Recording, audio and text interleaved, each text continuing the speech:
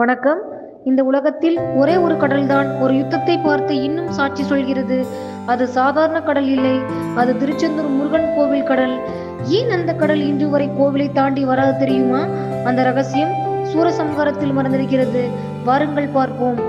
திருச்செந்தூர் கடற்கரையில் சூரியன் மறையும் நேரம் அலை ஒவ்வொன்றும் கரையை வந்து மெல்ல உடைந்து போகிறது. அந்த சத்தம் சாதாரண அலை சத்தம் இல்லை, முருகா முருகா என்று சொல்வது போல இருக்கும். இந்த கடல் ஏன் இவ்வளவு புனிதமானது?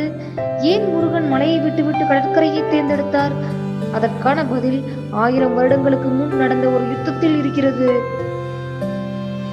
அசுரகுலத்தில் பிறந்த சூரபத்மன், அவனுக்கு அளவில்லாத சக்தி வேண்டும் என்ற ஆசை இருந்தது.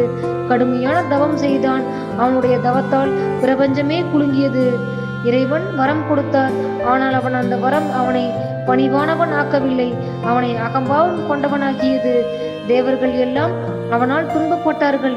இந்து, அக்னி, வாயு எல்லோரும் ஓடிச் சென்றார்கள். எங்களை காப்பாற்ற யாராவது வர வேண்டும் என்று பிரார்த்தித்தார்கள். அந்த நேரத்தில் சிவபெருமான் தனது ஞான தீப்பொறிகளை வெளிப்படுத்தினார். அந்த தீப்பொறிகள் சரவண பொய்கையில் விழுந்தது. அந்த தீயிலிருந்து 6 குழந்தைகள் அம்மை பார்வதி அவர்களை ஒன்றாக சேர்த்து 6 முகம் கொண்ட ஒரு தெய்வீக வடிவமாக மாற்றினாள். அவர்தான் முருகர்.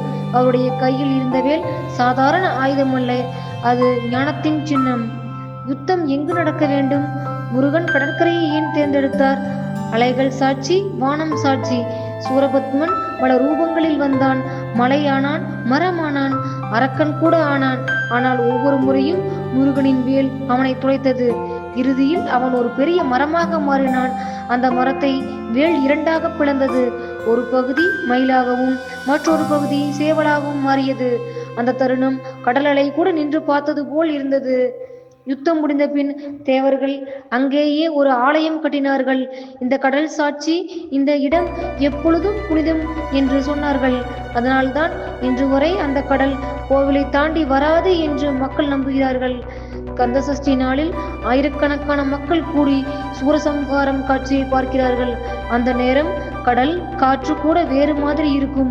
அலை உங்களை தொடும்போது அது சாதாரண நீர் அல்ல, அது அந்த யுத்தத்தின் நினைவு என்று கூறப்படுகிறது.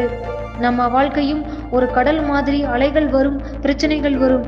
ஆனால் முருகன் நமக்கு உள்ளே இருந்தால் அந்த அலை நம்மை தாண்டி போகாது.